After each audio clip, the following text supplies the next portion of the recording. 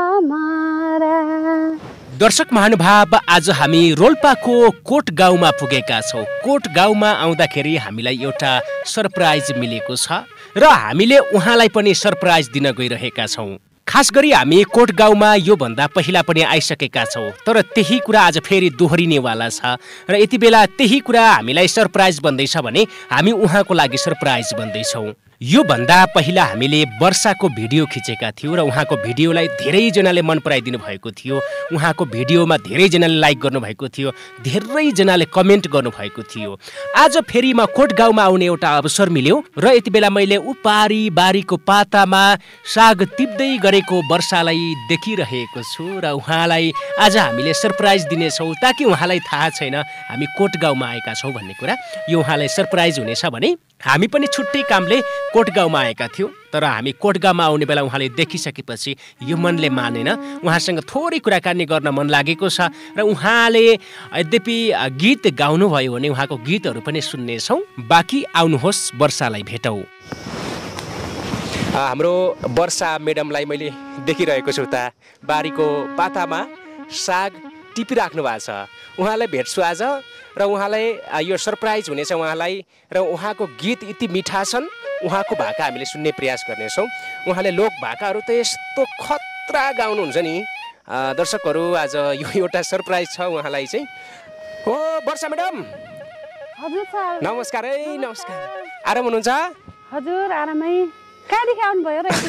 हामी तपाईँकै गाउँमा आएको थियौँ होइन, अनि तपाईँले साग टिपेको देख्यौँ अनि यसो तपाईँलाई सरप्राइज दिउँ भनेर आएको। एक्कासी आउनुभयो छ त? हजुर। अनि आराम हुनुहुन्छ नि? हजुर एकदमै आरामै। स्कुलबाट फर्किनु भयो कि क्या हो?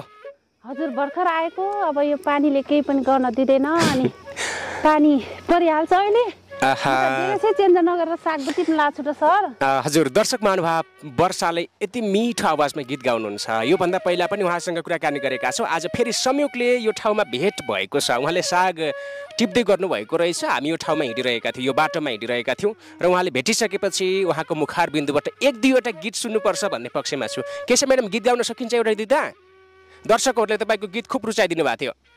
खै के सर, अब गीत गाउनु त गाउने, अब अपरझट आउनु भएको रहेछ। अब कस्तो गीत गाउने हो? म चाहिँ आज यहाँ आइसकेपछि वर्षाको गीत नसुनेर चाहिँ फर्किने योजनामा छँदै छैन। वर्षाको गीत सुन्नुपर्छ। अब भने दर्शक महानुभाव उहाँको गीत सुन्नुपर्छ है त। आँखाले बोला मायालो, मनैले बोले त कसले पो सुन्छ र, आफैले बुझाइ सारा, नजरै जोडे त भुतुकै हुन्छु म, न्याउली बनैमा हितैको मायालाई राखे मनैमा, हितैको मायालाई राखे मनैमा,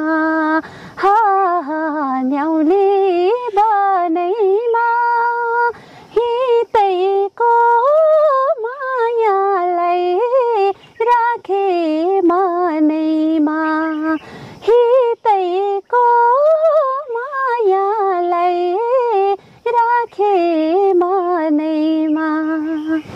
आहा, हितैको मायालाई राखे मनैमा। अत्यन्तै सुमधुर आवाजमा गीत गाउनुभयो वर्षा। तपाईँको आवाजको मैले व्याख्या गर्न सक्दिनँ यो अवस्थामा। यति मिठो गाउनुहुन्छ। आज एउटा सरप्राइज भयो तपाईँको ठाउँमा आएर। यो गीत पहिला तयारी गर्नुभएको थियो कि के थियो र? अब तयारी त के तयारी गर्नु त सर, अब हल्का गुनगुनाइन्थ्यो। अब शब्दहरू त्यति याद भएनन् सर, अब मन चाहिँ परेको गीत हो है। अहिले पछिल्लो समय चर्चामा पनि छ नि यो गीत होइन? हजुर। मिठो गाउनुभयो। अनि तपाईँ त बारीमै काम गरिराख्नु भएको रहेछ, साग टिपिराख्नु भएको रहेछ। हामीले डिस्टर्ब त गरेनौँ नि? होइन सर, होइन डिस्टर्ब। अब के डिस्टर्ब भन्नु र? हजुर, तपाईँ त लोकपारखी मान्छे हो। आजभोलि स्कुलतिर पनि गइराख्नु भएको होला हो? हजुर। अनि के छ पछिल्लो चरणमा गीतहरू त्यस्तै पहिलाको जस्तै गुनगुनाइराख्नु भएको छ कि के छ?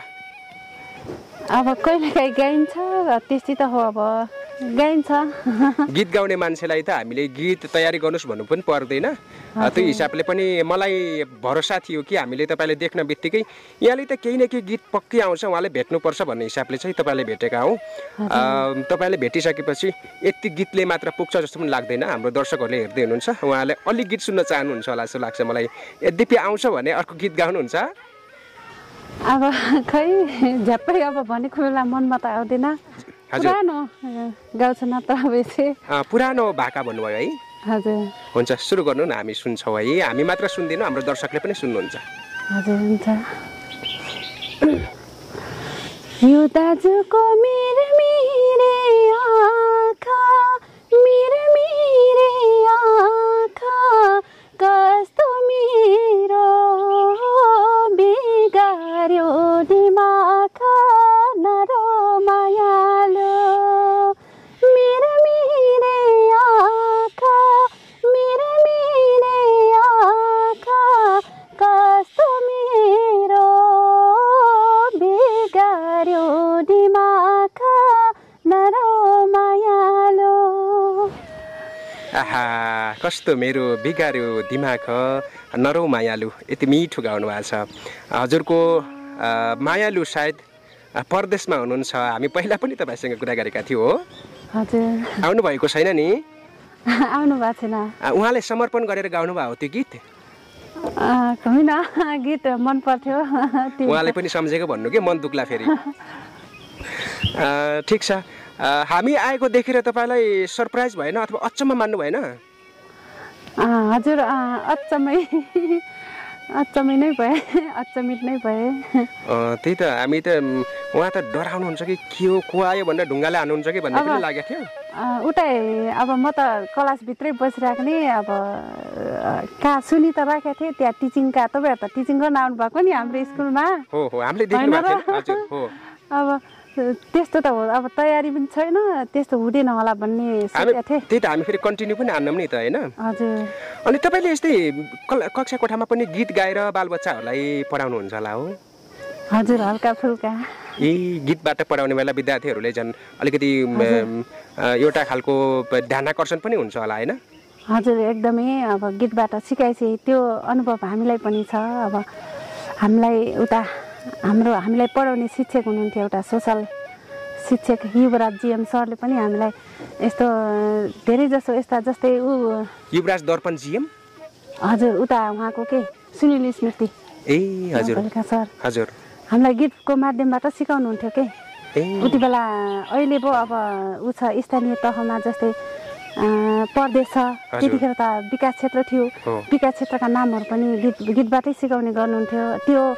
त्यो स्मरण छ। अनि अर्को फेरि हामी शिशु क्लासमा एक कक्षामा पढ्ने बेलाको कक्षा गीत धेरै अंश थाहा नपाए पनि थोरै अंश मलाई थाहा छ, किनकि सरले हामीलाई गीतबाट सिकाउनु भएको थियो नि। हामी सुन्छौँ त्यो छोटो कक्षा 1 को अब तलमाथि शब्दहरू भइहाल्छन् होला, अब त्यो जति सक्नुहुन्छ दर्शकहरूले मिलाएर सुन्नुहुन्छ। यसरी सिकाउनुहुन्थ्यो के हामीलाई सरले एक कक्षामा।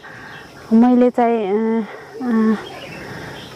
मेरो सानो आँखाले अक्षर चिन्न थालेपछि, मेरो सानो औलाले अक्षर लेख्न थालेपछि, हो हो हो नेपाल प्यारो नेपाल, नेपाल मेरो नेपाल, यसरी सिकाउनुहुन्थ्यो।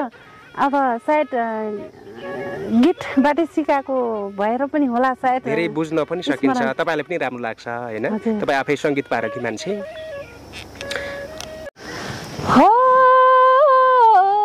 प्रगतिको पथमा गइराख तिमी, तिमी सधैँ खुसी नै भइराख, तिमी राति आँखामा आँसु नझरोस्, सयो जोनी बाँच माया हजार जोनी हाँस, म जस्तो एक जोनीमा तिमी हजार पल त मर्न नपरोस्, पथमा गइराख तिमी, तिमी सधैँ खुसी नै भइराख, तिमी राति आँखामा आँसु नझरोस् सयौं जोनी बाँच माया हजार जोनी बाँच